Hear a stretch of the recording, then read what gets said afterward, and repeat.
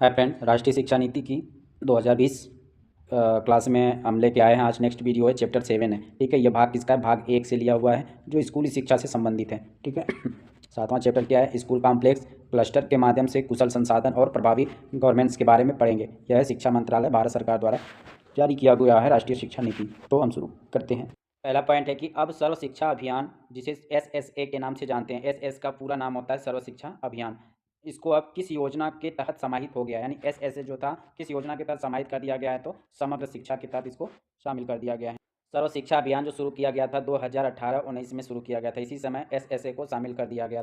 सर्व शिक्षा अभियान शुरू किया गया था 2001 में, और इसको कब शामिल कर दिया गया था? समग्र शिक्षा में तो 2018-19 में शामिल कर दिया गया था। समग्र शिक्षा अभियान में किसको किसको मिला के शामिल किया गया? तो समग्र शिक्षा अभियान में SSA को शामिल किया गया है, RMSA को शामिल किया गया है और TE को शामिल किया गया है। सर्व शिक्षा अभियान इसका मतलब हो जाएगा, RMS का मतलब हो जाएगा राष्ट्रीय माध्यमिक शिक्षा अभियान, और TE का मतलब हो जाएगा टीचर एजुकेशन। समग्र शिक्षा अभियान का लक्ष्य क्या है? समावेशी, न्याय संगत, सस्ती स्कूली शिक्षा सुनिश्चित करना। यानी समग्र शिक्षा अभियान का लक्ष्य समावेशी, न्याय संगत, सस्ती स्कूली शिक्षा सुनिश्चित करना है। समग्र शिक्षा का उद्देश्य क्या है? सभी स्तर पर शिक्षा गुणवत्ता के सुधार, वंचित समूहों को शामिल करने के शिक्षा के लिए सतत विकास लक्ष्य को पूरा करना, प्री स्कूल से लेकर 12 तक की शिक्षा की व्यवस्था करना। समग्र शिक्षा अभियान शुरू किया गया था 2018-19 में। बात करें यूडाइस की, तो ये 2016-17 का आंकड़ा दिया गया है। तो यूडाइस के बारे में अगर आपको ज़्यादा जानना है तो इसके लिए एक अलग वीडियो बनी है, यूडाइस के लिए पूरा रिकॉर्ड दिया हुआ है उसमें। ठीक है, उससे आप वहाँ पे जाके चीज़ों को जान सकते हैं। तो क्या कहलाता है? तो 30 से भी कम छात्र पढ़ते हैं। यानी 2016-17 में जो यूडाइस का आंकड़ा आया था, वो आंकड़ा क्या कहता है? तो वह आंकड़ा कहता है कि 30 से भी कम छात्र पढ़ते हैं। ठीक है, कहाँ पे? पहला, भारत के सरकारी प्राथमिक स्कूलों में कितने प्रतिशत हैं? 28%। भारत के जो सरकारी प्राथमिक स्कूल है उसमें 28% छात्र पढ़ते हैं। ठीक है, और यानी कि 28% सरकारी प्राथमिक स्कूल जहाँ पर हैं वहाँ 30 से भी कम छात्र हैं। यानी कि भारत में जो 28% सरकारी स्कूल हैं वहाँ पे 30 से भी कम छात्र वहाँ पे पढ़ रहे हैं वर्तमान समय। कब रिकॉर्ड है? ये 2016-17 का रिकॉर्ड है। उच्चतर प्राथमिक शिक्षा जो दिया हुआ है, उच्चतर प्राथमिक शिक्षा के ऐसे विद्यालय कितने हैं जिसमें 30% से कम छात्र पढ़ते हैं? तो 30 से कम छात्र, 30% नहीं, 14.8% है। यानी प्राइमरी स्कूल में 28% ऐसे स्कूल हैं जो 1 से 5 तक कहलाता है, इसमें 30 से कम छात्र पढ़ रहे हैं, तो ये कितने हैं? 28% है। और जो 6 से 8 वाले स्कूल हैं उसमें जो 30 से कम छात्र पढ़ रहे हैं, यानी 30 से कम छात्र पढ़ रहे हैं, तो वो 14.8%। ये कब का रिकॉर्ड है? 2016-17 का आंकड़ा है। 2000 2016-17 के अनुसार एकल शिक्षक स्कूल थे कितने? जो एकल शिक्षक स्कूल थे 1,08,017। कितने थे? 1,08,017 थे। यानी 2016-17 में ऐसे स्कूल थे जिसमें केवल एक शिक्षक था। कितना था? केवल एक शिक्षक था। तो वो स्कूल कितने थे? 1,08,017 थे। इनमें से अधिकांश कौन से स्कूल हैं? तो 1 से 5 तक आते हैं। यानी 1 से 5 तक क्लास के जो स्कूल आते हैं उनकी संख्या कितनी थी? 85,743 थी। ठीक है, टोटल कितनी आती है? तो 1,08,017। छोटे स्कूल के अलगाव का शिक्षा और शिक्षण शिक्षण प्रक्रिया पर कैसा प्रभाव पड़ता है? तो नकारात्मक प्रभाव पड़ता है।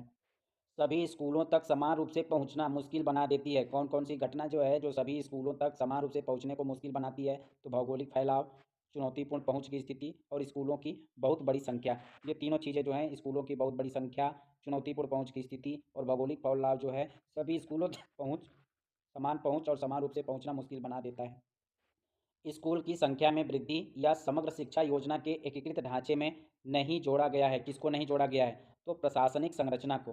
प्रशासनिक संरचना को नहीं जोड़ा गया। किसमें? स्कूल की संख्या में वृद्धि या समग्र शिक्षा योजना के एकीकृत ढांचे में प्रशासनिक संरचना को नहीं जोड़ा गया है। कहने का मतलब है कि जो स्कूलों की संख्या की वृद्धि होते गई, ठीक है, और समग्र शिक्षा अभियान जो लाया गया था, उसकी योजना जो एकीकृत की गई थी, सबको समाहित कर दिया गया था, तो उसमें कौन से वर्ग को जो नहीं जोड़ा गया था? तो प्रशासनिक संरचना को उसमें नहीं जोड़ा गया था। कम संख्या वाले स्कूलों का समेकन या समायोजन किस रूप में दिखता है? केवल छोटे पैमाने पर समेकन की संभावना दिखती है। यानी कि जो अभी वर्तमान समय में बात हो रही है ना कि स्कूलों का समायोजन करना है, ठीक है, तो अभी आपने देखा भी होगा कि यूपी में समायोजन हुआ है, कई स्कूलों का विरोध भी हुआ है। तो पूछ रहा है कि कम संख्या वाले स्कूलों का जो समेकन, कम संख्या मतलब जहाँ 30 से कम छात्र पढ़ रहे हैं, तभी हमने देखा प्राइमरी स्कूल में कितने थे? 28%, और 6 से 8 वाले में 14.2% थे। तो वहीं पूछ रहा है कि कम संख्या वाले स्कूलों का समायोजन किस रूप में दिखता है? तो केवल छोटे पैमाने पर समेकन की संभावना दिखाई दे रही है, यानी कि एक छोटे रूप में समायोजन की संभावना दिखाई दे रही है। बड़ी संख्या में छोटे स्कूलों में उपजी संरचनात्मक समस्या और चुनौतियों का समाधान नहीं होगा। ठीक है, यानी बड़ी संख्या में छोटे स्कूल जो हैं, जो उपजी संरचनात्मक समस्या है, उनकी चुनौतियों का समाधान नहीं हो पाएगा। इस चुनौतियों को राज्य, केंद्र शासित प्रदेश सरकारों द्वारा कब तक स्कूलों के समूह बनाने या उनकी संख्या को समुचित रूप देने के लिए नवीन प्रक्रिया अपनाकर समाधान किया जाएगा। तो कब तक लक्ष्य रखा गया? 2025 तक, यानी 2025 तक जो भी स्कूलें हैं समांकन करना है, ठीक है, जो राज्य और केंद्र शासित प्रदेश द्वारा उनका नवीन प्रक्रिया अपनाकर नया रूप देना है, समाधान देना है। तो कब तक रखा गया इसको? 2025 तक रखा गया है। कब तक? ध्यान रखना है, 2025 तक पूरा करना है।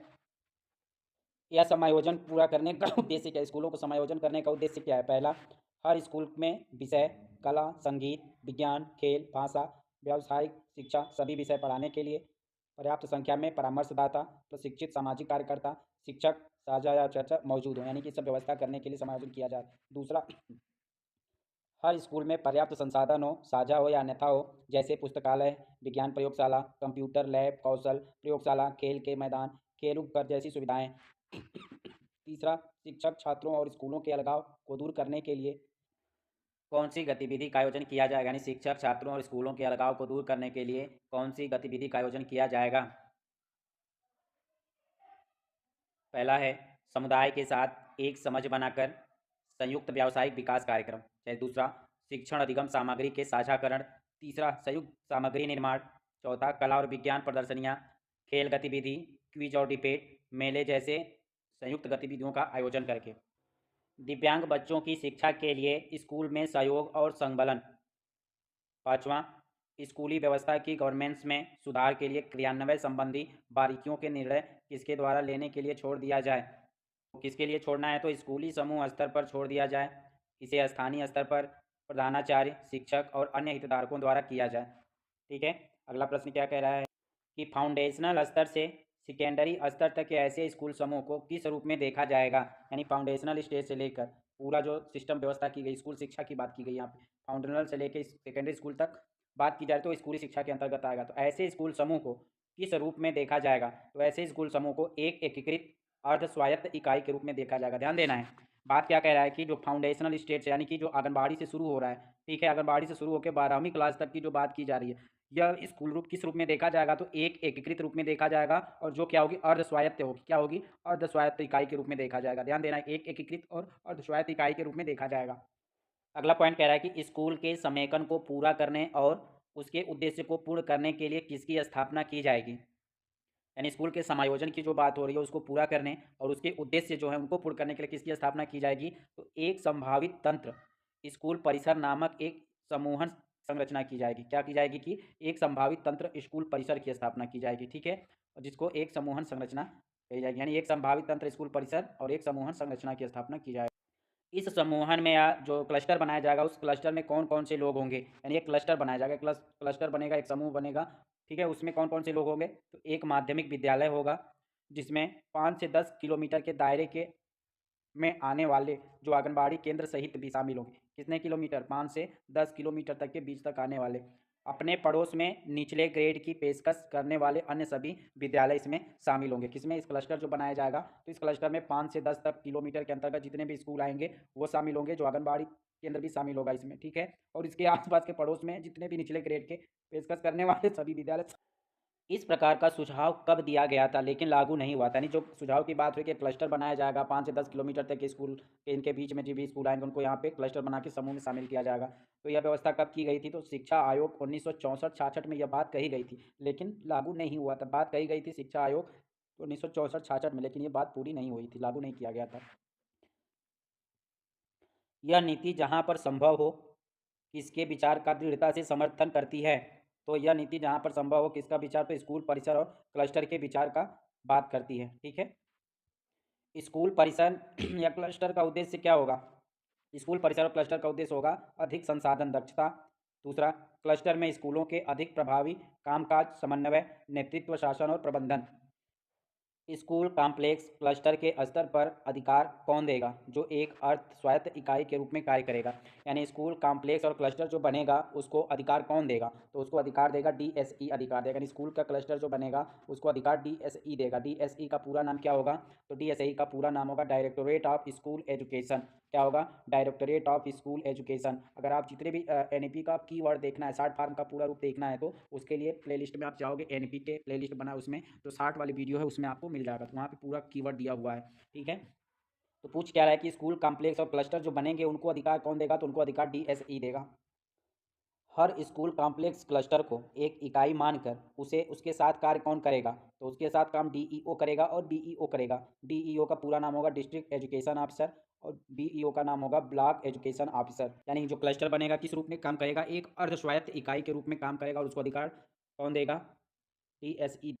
डीएसई द्वारा स्कूल कॉम्प्लेक्स क्लस्टर को काफ़ी स्वायत्तता प्रदान की जाएगी, जिसके बल पर वे कौन कौन से कार्य करेंगे? पहला, एनसीएफ और एससीएफ का अनुपालन करते हुए समन्वित शिक्षा प्रदान की दिशा में जरूरी रचनात्मक कदम उठा सकेंगे और पाठ्यचर्या शिक्षण शास्त्र के स्तर पर प्रयोगधर्मी हो जाएंगे। ठीक है, तो एनसीएफ का पूरा नाम क्या होगा?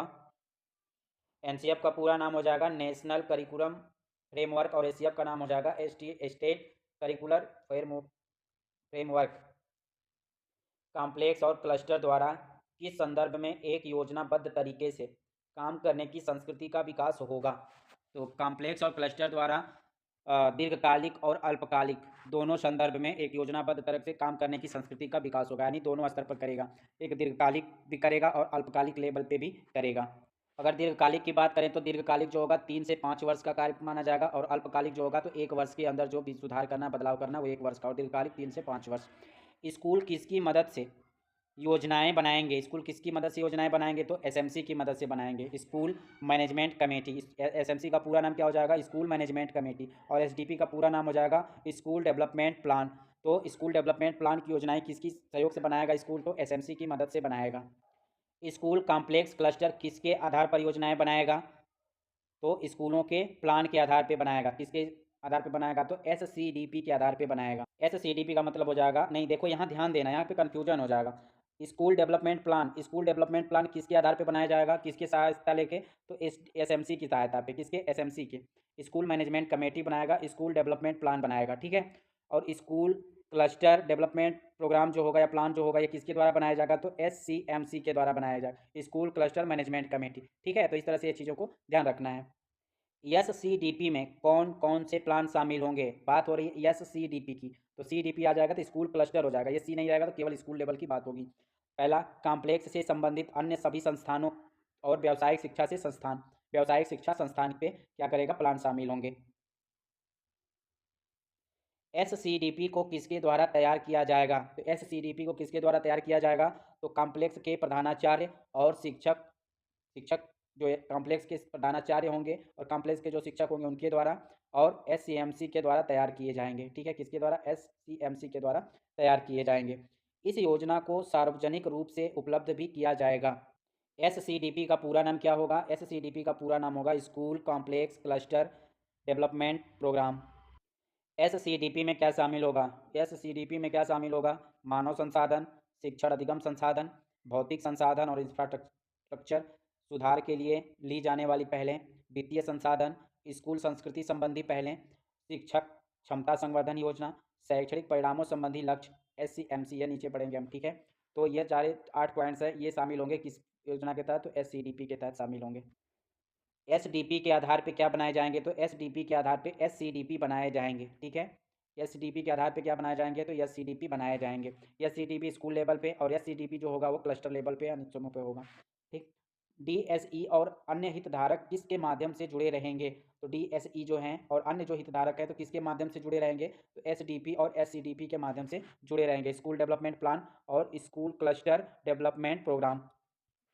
एसएमसी, एससीएमसी, एसडीपी, एससीडीपी किसके क्रियान्वयन से सहयोग करेंगे? किसके क्रियान्वयन में सहयोग करेंगे? तो ये सहयोग करेंगे, पहला स्कूल की कार्यप्रणाली और दिशा पर नजर रखेंगे, दूसरा योजनाओं के क्रियान्वयन पर ध्यान देंगे ये लोग। किन अधिकारियों द्वारा हर स्कूल कॉम्प्लेक्स के एससीडीपी को स्वीकृत किया जाएगा या स्वीकृति दिया जाएगा? किसके द्वारा? तो जो अधिकारी स्वीकृति देंगे तो अधिकारी देगा डीएसई देगा और बीईओ देगा। कौन देगा? डीएसई देगा और बीईओ देगा। ध्यान देना है, यहाँ पे डीएसई की बात हो रही है और बीईओ की बात हो रही है, ये क्या करें? डीओ की बात नहीं हो रही है। किन अधिकारियों द्वारा हर स्कूल को कौन देगा? जो ब्लॉक लेवल पे बीईओ रहता है वो देगा हर स्कूल को, और कॉम्प्लेक्स को कौन देता है? डीएसई देगा। ठीक है, तो एससीडीपी को स्वीकृति दिया जाएगा इनके द्वारा। इसके बाद इस योजनाओं की सफलता के लिए डीएसई क्या उपलब्ध करेगा? यानी कि जो स्वीकृति दिया जाएगा तो इसके बाद योजनाओं की सफलता के लिए डीएसई क्या उपलब्ध करेगा? तो डीएसई उपलब्ध करेगा कि अल्प अवधि और दीर्घ अवधि के लिए संसाधन उपलब्ध कराएगा, संसाधन में क्या क्या शामिल हो जाएगा, वित्तीय और शामिल, मानवीय और भौतिक रूप से जो चीज़ें शामिल होंगी वो वित्तीय पैसा देगा, लोग देगा, और भौतिक चीज़ों को संसाधन ये प्रस्तुत करेगा। कौन करेगा, डीएसई करेगा। कौन करेगा, डीएसई करेगा। अल्पावधि की बात कितने वर्ष के लिए, 1 वर्ष के लिए, और दीर्घ अवधि जो होगी वो 3 से 5 वर्ष के लिए होगी। जो अब तक हमने पढ़ा तो उसमें दिया है कि इसके अलावा, ये ऊपर रुक गया, यहाँ लिखा हुआ है इसके ऊपर कि इसके अलावा अन्य प्रासंगिक सहयोग जो है डीएसई द्वारा किसके लिए दिया जाएगा, तो शैक्षणिक उपलब्धि हासिल करने के लिए दिया जाएगा। यानी जो ये चीज़ें प्रोसेस की जाएगी किसके लिए दी जाएगी, तो शैक्षणिक उपलब्धि को हासिल करने के लिए दिया जाएगा। अगला पॉइंट क्या कह रहा है कि किसके द्वारा सभी स्कूलों के साथ एसडीपी और एससीडीपी के विकास के लिए मानक और फ्रेमवर्क उपलब्ध कराया जाएगा, जो समय समय पर संशोधित किया जाएगा। तो किसके द्वारा फ्रेमवर्क तैयार किया जाएगा, तो डीएसई और एससीईआरटी द्वारा तैयार किया जाएगा, जो समय समय पर संशोधित भी किया जाएगा। एससीईआरटी का फुल फॉर्म क्या होगा, तो state council of educational research and training. निजी और सार्वजनिक स्कूलों सहित सभी स्कूलों के बीच परस्पर सहयोग और तालमेल बिठाने के लिए क्या किया जाएगा, तो देश भर में एक निजी और एक सार्वजनिक विद्यालय को परस्पर संबद्ध किया जाएगा।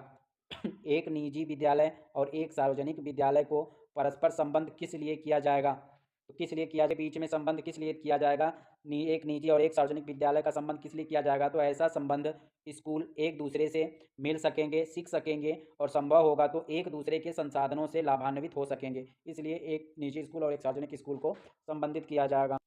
कहाँ पर इन दोनों प्रकार के स्कूलों को अच्छी प्रैक्टिस का दस्तावेजीकरण किया जाएगा, वितरण किया जाएगा, पब्लिक स्कूल की स्थापित प्रक्रिया में शामिल किया जाएगा। तो ऐसा व्यवस्था कहाँ पे किया जाएगा, जहाँ पर संभव होगा वहाँ पे यह व्यवस्था किया जाएगा। अगला पॉइंट क्या कह रहा है कि प्रत्येक राज्य और जिला को किसकी स्थापना के लिए प्रोत्साहित किया जाएगा, तो प्रत्येक राज्य और जिला को, राज्य की बात कर रहा है, प्रत्येक राज्य और प्रत्येक जिला को किसकी स्थापना के लिए प्रोत्साहित किया जाएगा, तो बाल भवन की स्थापना के लिए प्रोत्साहित किया जाएगा। यानी बाल भवन की स्थापना के लिए किसे प्रोत्साहित किया जाएगा, तो प्रत्येक राज्य और जिला को प्रोत्साहित किया जाएगा। बाल भवन की स्थापना के उद्देश्य क्या होंगे, जहां पर हर उम्र के बच्चे सप्ताह में एक बार या अधिक बार जा सकें, जहां पर कला, खेल और कैरियर संबंधित गतिविधि में भाग ले सकेंगे। ऐसे बाल भवन कहाँ पर स्कूल कॉम्प्लेक्स क्लस्टर के हिस्से हो सकते हैं, तो जहाँ पर संभव होगा। यानी ऐसे बाल भवन जो हैं वो स्कूल और कॉम्प्लेक्स क्लस्टर के क्या होंगे, हिस्से होंगे, स्कूल के कॉम्प्लेक्स के हिस्से होंगे। तो ऐसे जहाँ पर संभव होगा वहाँ पे बनाए जाएंगे। ठीक है। अगला पॉइंट क्या कह रहा है कि किसका प्रयोग करके स्कूल को एक सामाजिक चेतना केंद्र के रूप में भूमिका निभाया जा सकता है। यानी किसका प्रयोग किया जाएगा, ऐसा क्या प्रयोग किया जाएगा जिससे स्कूल को एक सामाजिक केंद्र के रूप में भूमिका निभाने के लिए, ठीक है, निभाने के योग्य समझा जाएगा या उसके योग्य बनाया जाएगा। ऐसा कौन सा काम किया जाएगा, तो ऐसा करने के लिए इस्तेमाल में न आने वाले समय, यानी कि स्कूल के इस्तेमाल में न आने वाले समय को, यानी स्कूल जब बंद हो जाता है, जब खुलता है और जब बंद हो जाता है, इसके बीच का जो समय बचता है या इसके बाद का जो समय बचता है, तो उस समय को स्कूल क्या करेगा, सामाजिक चेतना के केंद्र के रूप में उपयोग करेगा, भूमिका निभाएगा। दूसरा, दिनों में स्कूल की भौतिक सुविधाओं का उपयोग समुदाय के लिए करेगा। किस रूप में, बौद्धिक रूप में, सामाजिक रूप में, और स्वयंसेवी गतिविधियों के आयोजन के लिए और सामाजिक मेलजोल में किया जाना चाहिए। ठीक है। तो इस रूप में क्या करेगा, तो स्कूल एक सामाजिक चेतना केंद्र के रूप में भूमिका निभाएगा इस तरह से। तो दोस्तों, ये था हमारा एनईपी का स्कूल शिक्षा से संबंधित 7th पॉइंट था, 7th चैप्टर था। ठीक है। 27 अध्याय है ना, तो 27 अध्याय में से ये 7वां अध्याय था जो मेन पॉइंट था। तो या तो आप एक बार एनईपी पढ़ लो, उसके बाद यहाँ इसको पढ़ो, या तो ये पढ़ने के बाद भी एनईपी पढ़ लो अगर क्लियर नहीं होता। तो मैं एक तरह से कहूँगा कि ये पॉइंट टू पॉइंट है, और क्वेश्चन फॉर्मेट में भी है, नोट्स फॉर्मेट में भी है, दोनों फॉर्मेट में है। तो ठीक है। तो अगर आप इस चीज़ को समझना चाहते हैं तो आप ये देख सकते हैं। ठीक है। और एग्जाम के लिए बहुत हेल्पफुल लगा। और वीडियो आपको कैसा लगा, अच्छा लगा तो लाइक शेयर सब्सक्राइब जरूर कीजिएगा। धन्यवाद। मिलते हैं अगले वीडियो में 8वें क्लास में।